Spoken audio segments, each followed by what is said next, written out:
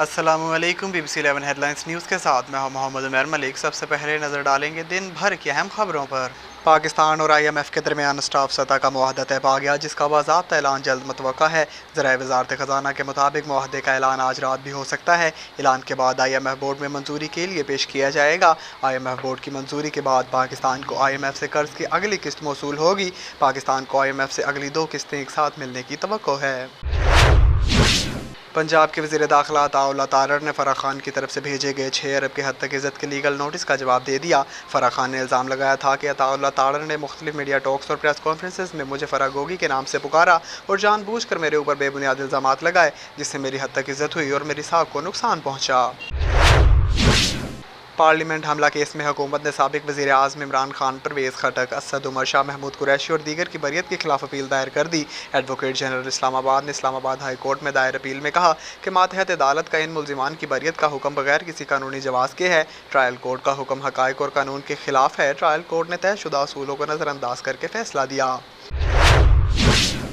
नैब लाहौर ने आमदन से ज़ायद असासों और मनी लॉन्ड्रिंग केस में फ़र शहजाद गोगी, इनके शोहर अहसन जमील, चौधरी मजीद व दीगर 19 अफराद को तलबी के नोटिस अरसाल कर दिए हैं। नैब लाहौर के मुताबिक फराह खान को 20 जुलाई को ख़ानदान के किसी मर्द के हमरा ठोकर न्याज बेग दफ्तर में डिप्टी डायरेक्टर के रूबरू पेश होने की हिदायत की गई है, जबकि इनके शोहर अहसन इकबाल जमील को भी 20 जुलाई को ही नैब लाहौर ऑफिस तलब किया गया है।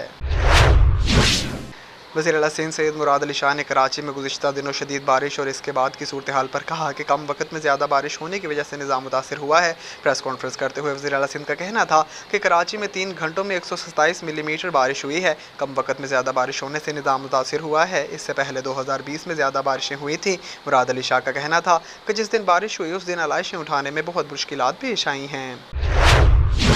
कराची से नुमाइंदा ख़ुसूसी जावेद इब्राहिम मंगी की रिपोर्ट शामिल करेंगे। ज़िला कोरंगी डिप्टी कमिश्नर मोहम्मद अली ज़ैदी का कोरंगी में मुख्तलिफ एरियाज का दौरा। BBC 11 हेडलाइन न्यूज़ की जानिब से कोरंगी के इलाका अब्दुल खालिक अल्लाहवाला टाउन में बारिशों से पानी जमा होने की मुसलसल खबरें चलने के बाद डिप्टी कमिश्नर कोरंगी का अब्दुल खालिक अल्लाहवाला टाउन का दौरा।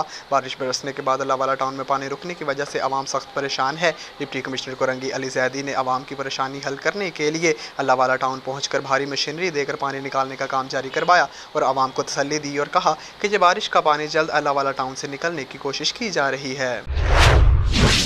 अमेरिकी सदर जो बाइडन मशरिक़ वस्ता के ममालिक के अपने पहले दौरे के सिलसिले में इसराइल पहुँच गए, जहाँ इनका इस्तकबाल इसराइली हम मनसिब इसहाक हर्ज़ोग और निगरान वज़ीर आज़म यार लपेट ने किया।